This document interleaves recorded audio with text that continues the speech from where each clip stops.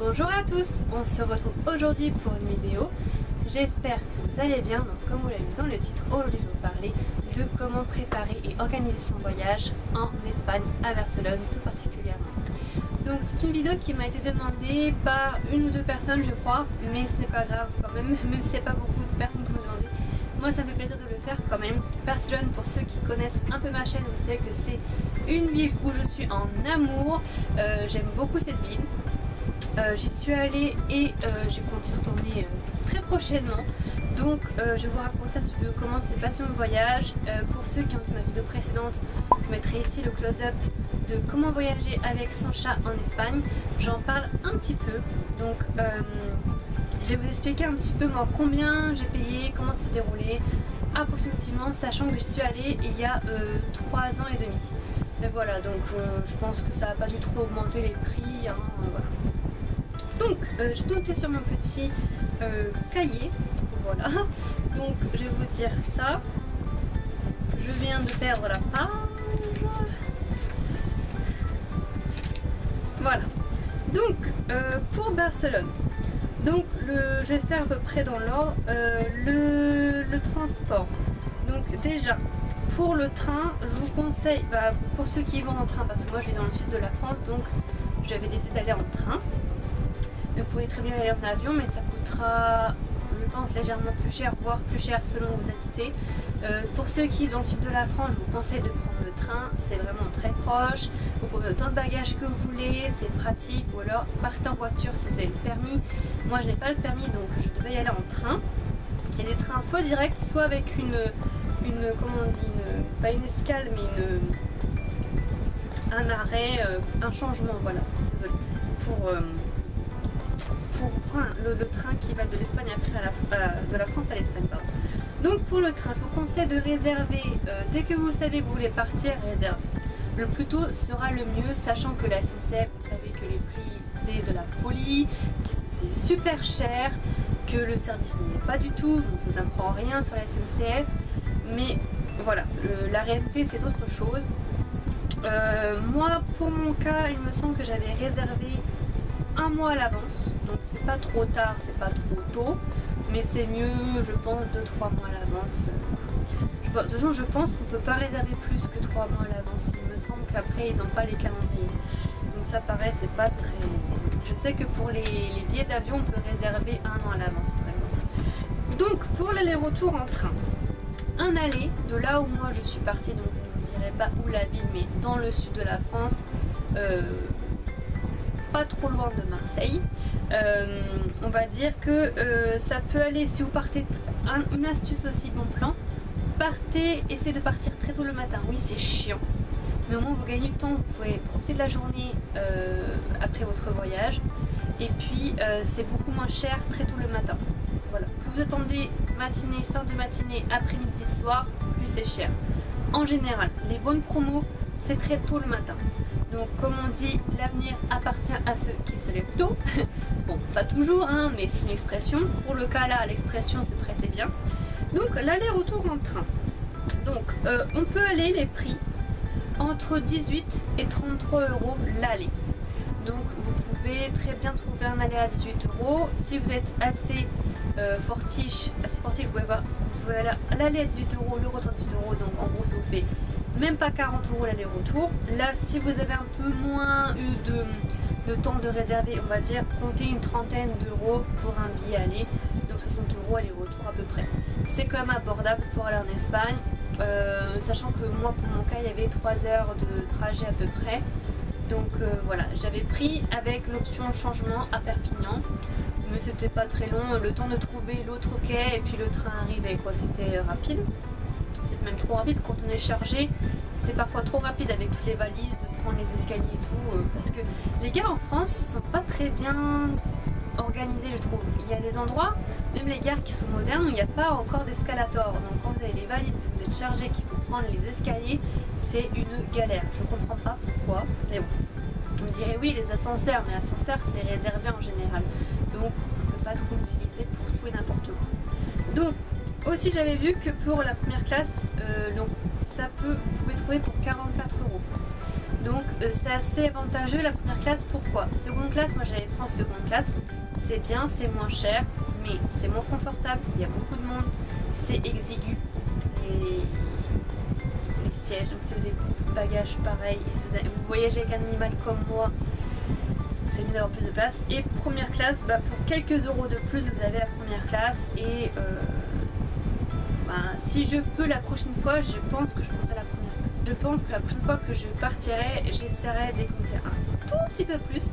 Et puis, je réserverai en première classe. Voilà, rien que pour avoir plus d'espace. L'avantage de partir en train, c'est que vous pouvez prendre autant de bagages que vous voulez. Donc ça, c'est cool, vous pouvez le porter.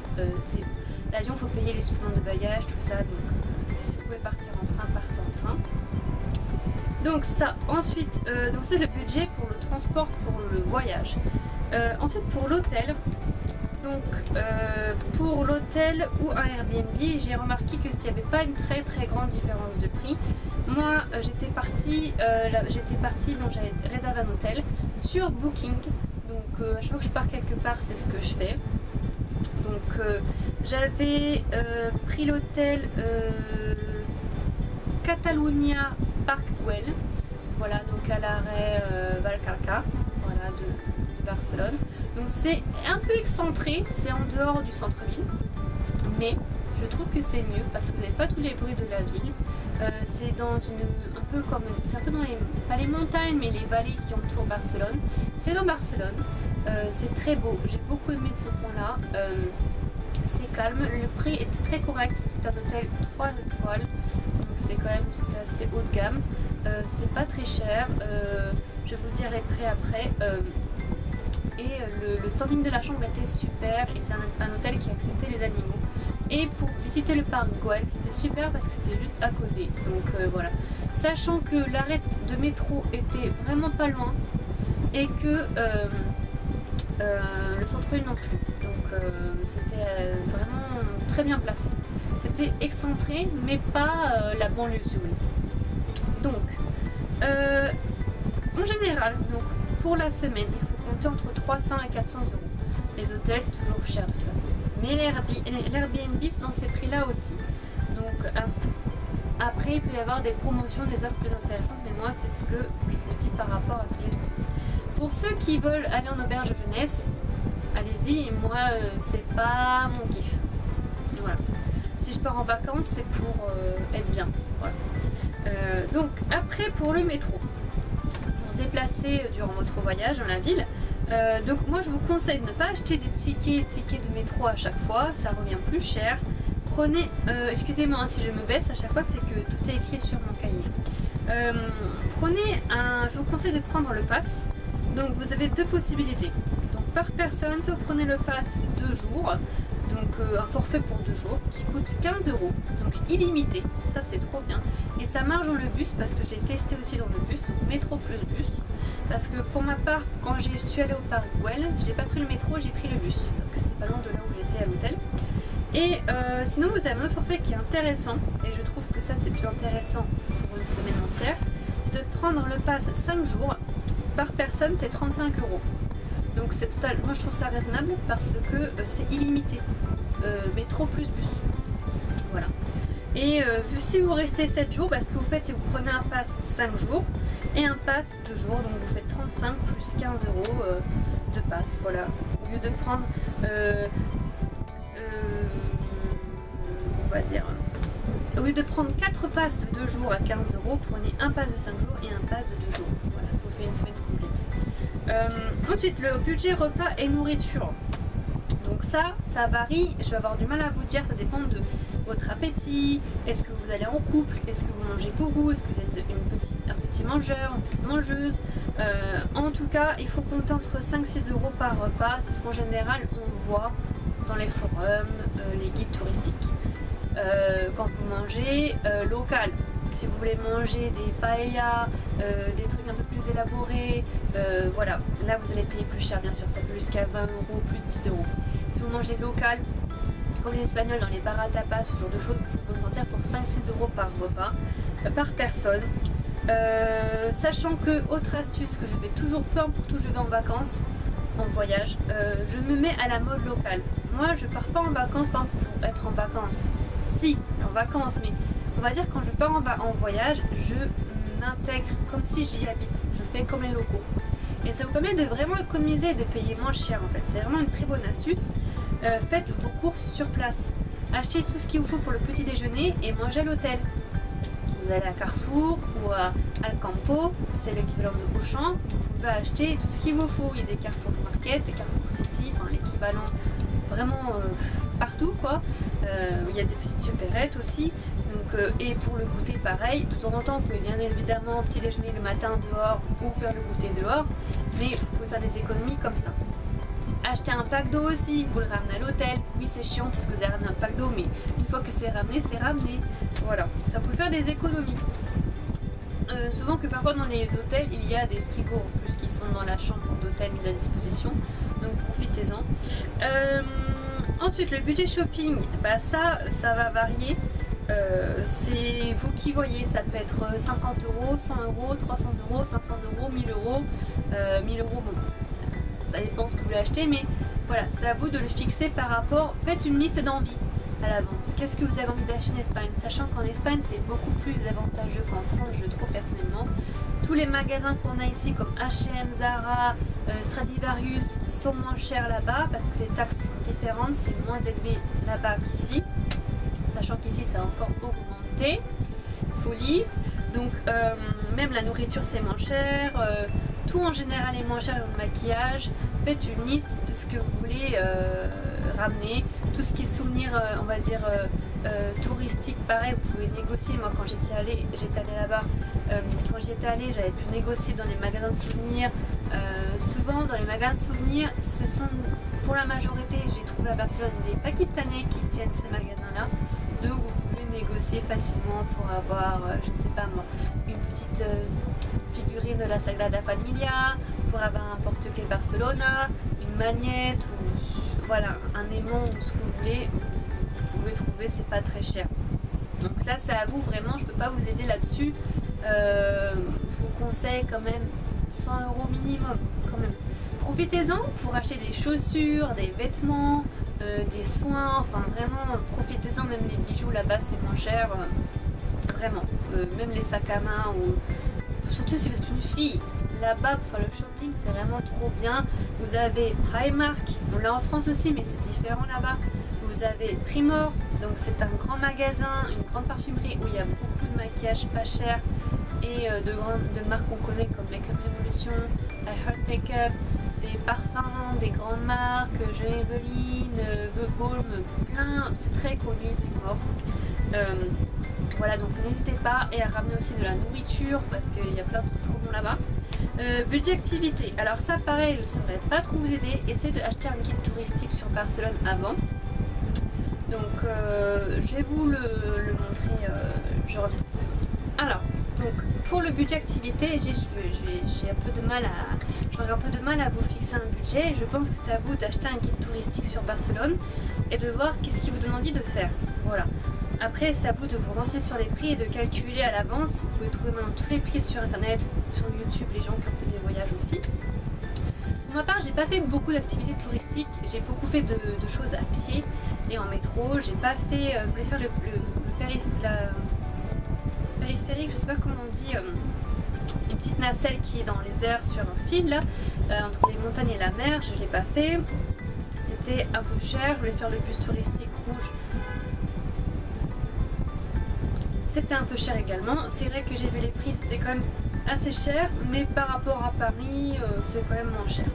Voilà, donc renseignez-vous bien à l'avance. Je pense que 100 euros par personne, c'est quand même faisable. Je pense, si vous voulez faire quelques petits trucs, mais beaucoup de choses à Barcelone sont possibles d'être faites à pied. Vous avez la mer, les montagnes, le centre-ville, il y a beaucoup de choses à faire. À Barcelone, c'est très vaste. Les paysages sont très variés, donc voilà, vous avez de quoi faire. Et au niveau shopping, pareil. Mais je vous conseille, en guide touristique quand même, de prendre, excusez-moi, il est un petit peu corné, je sais pas comment ça se fait, je fais toujours attention à mes livres, mais là j'ai pas compris. Je l'ai pris dans ma bibliothèque qui était comme ça, donc j'ai pas compris. Je vous conseille le Lonely Planet, le Barcelone en quelques jours, donc avec un plan détachable inclus, voilà, comme ceci. Donc Donc je pense qu'il y a la version de cette année qui est sortie, hein. Moi c'est la version, la 3e édition, donc qui date de 2014. Donc je vous le conseille, il ne coûte que 8,99 €, donc je vous le conseille, du moins cette version là coûtait ce prix là. Voilà, c'est les guides que je prends pratiquement à chaque voyage, donc je vous le conseille, ils sont vraiment très bien. Voilà, donc ça pour préparer vos voyages. Et si vous ne parlez pas espagnol ou du moins que baragouinais, je vous conseille fortement, malgré que là-bas on parle un peu le français. Faites attention parce que là-bas ils parlent catalan et personnellement je parle l'espagnol latino, donc l'espagnol plutôt qu'on parle dans la péninsule, et c'est vrai que certains mots vont différer. Le catalan c'est vraiment différent de l'espagnol, on va dire classique. En général les gens parlent les deux langues, mais parfois sur les écriteaux, sur les boutiques, c'est écrit différemment. Faites attention.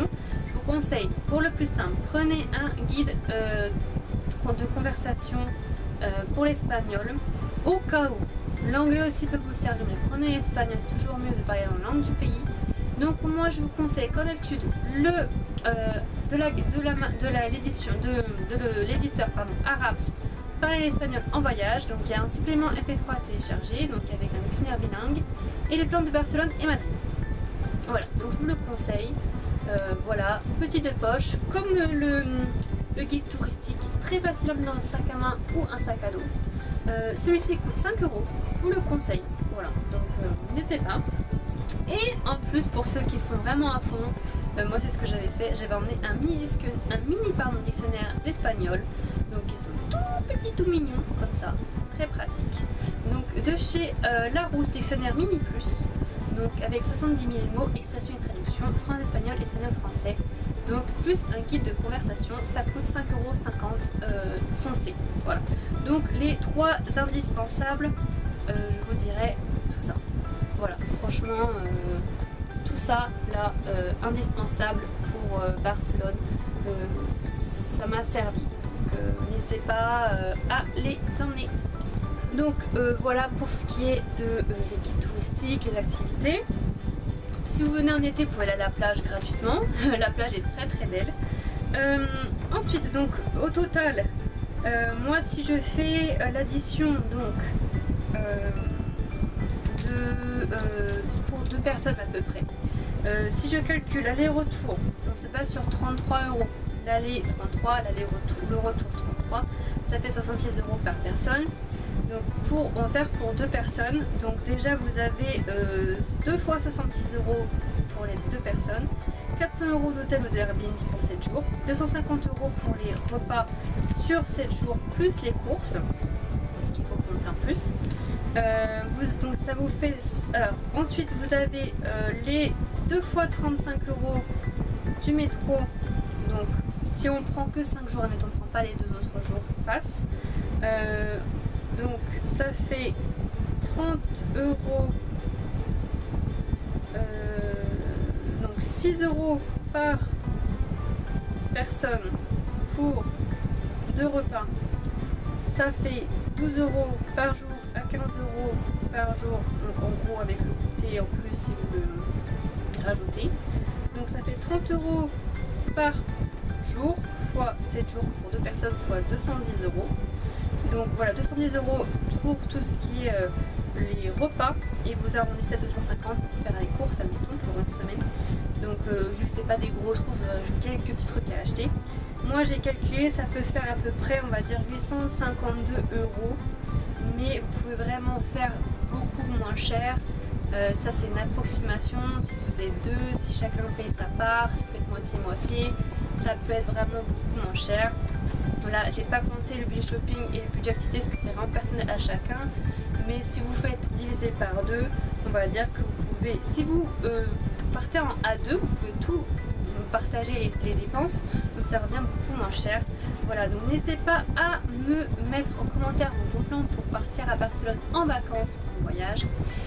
Où est-ce que vous allez à l'hôtel, qu'est-ce que vous avez fait comme activité, quel a été votre budget, qu'est-ce que vous conseillez.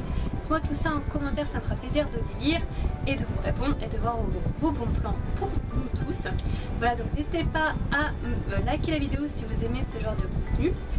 J'espère que la vidéo vous aura plu et que ça vous aura été utile. Voilà, dites-moi si vous aimez Barcelone vous aussi, que vous êtes déjà allé ou pas, ou si vous aimeriez bien y aller. N'hésitez pas à me suivre sur mes réseaux sociaux pour voir ce que je fais en temps de YouTube. Donc il y a Tumblr, Facebook, Twitter, Instagram et Google+. Et vous abonner si vous avez envie. Et puis c'est surtout, si ce n'est pas déjà fait, je vous dis à très bientôt pour une prochaine vidéo. Bye bye. Gracias.